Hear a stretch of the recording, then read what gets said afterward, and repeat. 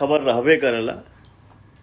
तो क्या है कि इतनी सी हमारी इंडस्ट्री है छोटी सी, तो हम लोग एक परिवार है, परिवार बन के रहें,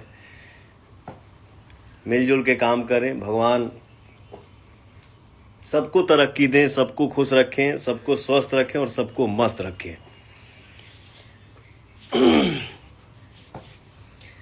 बस आप लोग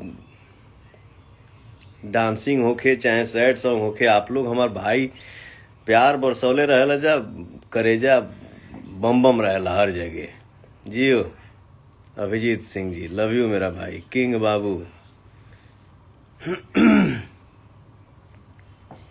भोला बाबा, पंकज सिंह, युवराज राजपूत, दीपक लव यू।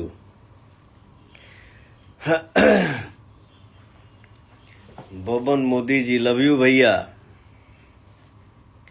अभिषेक सिंह जी, अर्जुन पुनिया, सत्यम कुमार श्रीवास्तव जी, कुमार गोलू जी, हमारे इंस्टा पे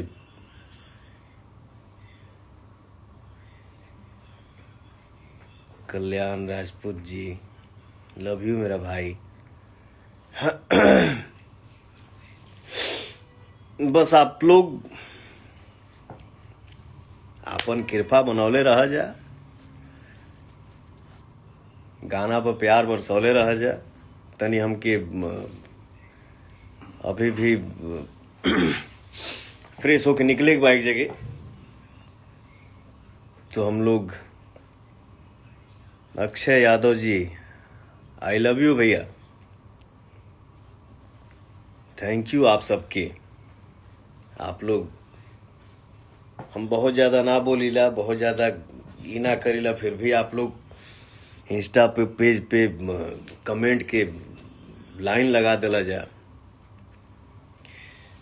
आप लोग के प्यारे इतना हमके मिलेला, आप लोग ही इतना कमेंट सुंदर सुंदर लिख देला जा कि हमके बोले की क्या जरूरत बा। हमारे भाई ही सब